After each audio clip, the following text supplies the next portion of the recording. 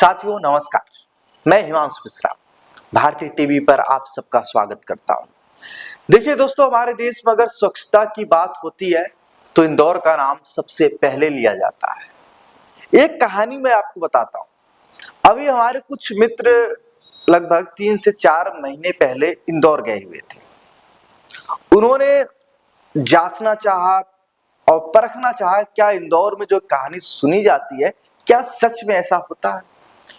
वो Indore railway station उतरते हैं, ऑटो पे बैठते हैं, चाय पीते हैं और चाय पीने के बाद डस्टबिन में डाल के चिप्स के पैकेट ले लेते हैं। जब वो चिप्स के पैकेट लेते हैं, ऑटो में बैठ के खाने लगते हैं, फिर उस चिप्स के पैकेट को फाड़ के फेंक देते हैं ऑटो से बाहर। ऑटो वाला अगले गोल चक्कर से कट से ऑटो घुमाता है, फिर उसी जगह पे लाके खड़ा कर देता है। कहता भाई साहब आप उठाओ, ऑटो में डस्टबिन है, आप यहाँ डालो। अगर आप यहाँ नहीं डालना चाहते तो आप किसी दूसरे डस्टबिन में डालिए, अपने पास रखिए, आप जहां जा रहे हैं उस डस्टबिन में डाल देना। ये कहानी है इंदौर की। लेकिन अब कहानी आपको बताते हैं आपके शहर ग्रेटर नोएडा की। आपको कुछ हम तस्वीरें दिखाते हैं, कुछ विजुअल्स दिखाते हैं, कुछ वीडियोस दिखाते हैं। आप इन वीडियोस में देखिए कैसे सड़कों के किनारे ग्रेटर नोएडा में गंदगी का अंबार है। उस देश में, जिस देश में प्रधानमंत्री नरेंद्र मोदी लाल किले की प्राचीर से कहते हैं कि हमें स्वच्छ भारत बनाना है, और जहां पे स्वच्छता रहती है वो समाज, वो परिसर एक अलग तरीके से भभकता है। मतलब उसमें एक दम होता है कि हाँ देखो हमारा समाज ये क्षेत्र है, परिक्षेत्र है। आपको बता दें कि ग्रेटर नोएडा के अंदर सफाई का ये आलम है कि आप सोच भी नहीं सकते। देखिए, मैं लगातार एक ऑपरेशन के तहत ग्रेटर नोएडा की कुछ कमियों को बता रहा हूं। अभी तक मैंने आपको ट्रैफिक से जुड़ी बातें बताई, किस तरीके से जिब्रा क्रॉसिंग नहीं है, लोग भाग रहे हैं, किस तरीके से लोगों ने डिवाइडर तोड़कर रास्ता बना रखा है, जो एक बड़ी दुर्घटना की तरफ अग्रसर हो रही है ग्रेटर नोएडा। जब यहाँ पे बड़ी दुर्घटना हो जाएगी तो प्रशासन जाग जाएगा। दोस्तों, मैं आपको इस जो वीडियो में ग्राउंड जीरो से आपको दिखा रहा हूं, इन वीडियोस में आप देखिए कैसे सड़कों के किनारे कूड़े के ढेर हैं। सड़कों किनारे मैं गारंटी के साथ कह सकता हूं कि 1 किलोमीटर तक आप चले जाइएगा ग्रेटर नोएडा में, किस इलाके में आप ये समझिए। जो इलाका दिख रहा है ये सुतियाना का है, ये हल्द्वानी मोड़ का है। सुतियाना और हल्द्वानी मोड़ का इलाका, जहां पर ऑटो स्टैंड है। उस ऑटो स्टैंड मतलब वैध ऑटो स्टैंड नहीं, अवैध ऑटो स्टैंड है। ऑटो वाले खड़े करके सवारी भरते हैं, तो वहां पे कंपनी जाने वाले लोग भी खड़े रहते हैं और वहां से अपनी बस वस पकड़ते हैं। तो आप कल्पना नहीं कर सकते इतनी बुरी बदबू आती है वहां पे। वो कैसे खड़े होते हैं मैं समझ ही नहीं पाता। क्योंकि आज जब मैं कल वहां पे पहुंचा तो मैंने देखा, मतलब मेरी निगाह तो बहुत दिन से पड़ रही थी कि हाँ इसको मुझे उठाना, इस खबर को मुझे लाइमलाइट पे लाना है। क्योंकि 1-2 दिन मैं वहां रुका था, जाम लगा हुआ था तो मैं रुका पड़ा था, देखा कि वहां रुका तक नहीं, इतनी बुरी बदबू आ रही थी। अब कूड़ा फेंकता कौन है? आपको बता दें कि लोग अपने घरों का कूड़ा ला के सड़क के किनारे फेंक देते हैं। मतलब वो जिम्मेदार लोग हैं जो कंपनियों में जाके काम करते हैं, वो ग्रेटर नोएडा को इस समय प्रदूषित बनाकर रखे हुए हैं। अपने घर का कूड़ा किसी डस्टबिन में न फेंक कर बल्कि सड़क के किनारे फेंकते हैं।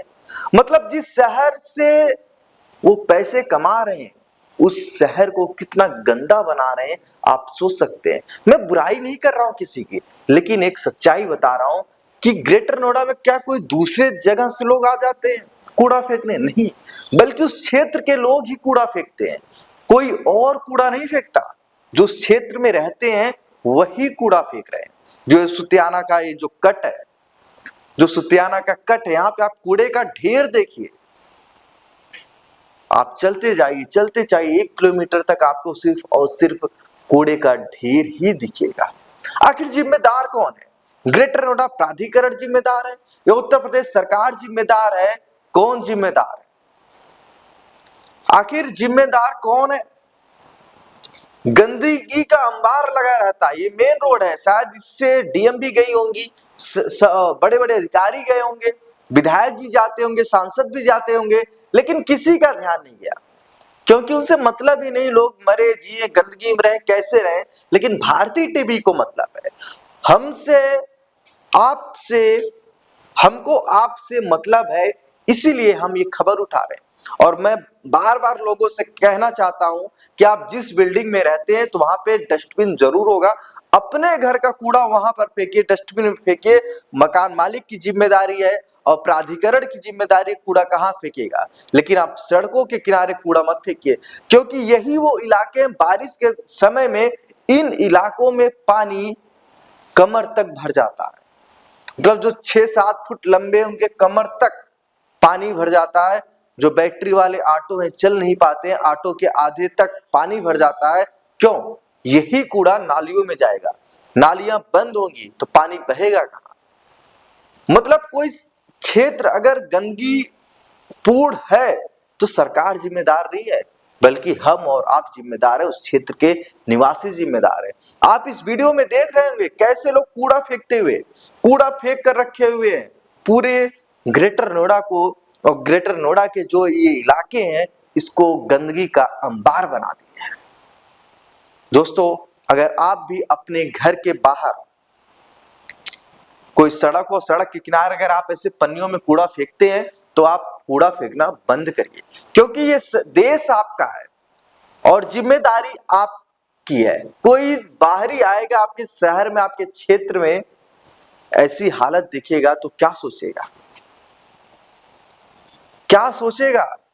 और प्राधिकरण से भी यही सवाल है, जो हर समय यही कहता है कि नोएडा, ग्रेटर नोएडा को हम नंबर 1 बनाएंगे स्वच्छता में। क्या ऐसे ही बना देंगे? क्या प्राधिकरण की नजर नहीं गई होगी? क्या प्राधिकरण के अधिकारियों की नजर नहीं गई होगी? क्या प्राधिकरण की टीम की नजर नहीं गई होगी? सबकी गई होगी, लेकिन कोई कूड़ा उठाने को तैयार नहीं है। कूड़ा डालने की जगह कोई और हो सकती है। क्या बीच शहर में ही कूड़ा डालना जरूरी है? आप अपनी राय कमेंट बॉक्स में जरूर बताइए। देखिए दोस्तों, गांधी जी का सपना था कि खूबसूरत होगा देश का हर मंजर, जब साफ होगा हर गली और डगर। गांधी जी का सपना था, हम सबका अरमान था, स्वच्छ बने यह देश हमारा, बड़े जग में सम्मान हमारा। कदम से कदम मिलाते चले, गंदगी को दूर भगाते चले, स्वच्छता को अपनाए हम और भारत को स्वर्ग बनाते चले। क्या आप अपने क्षेत्र को स्वर्ग बना रहे हैं? आप कमेंट बॉक्स में जरूर बताइए। नमस्कार।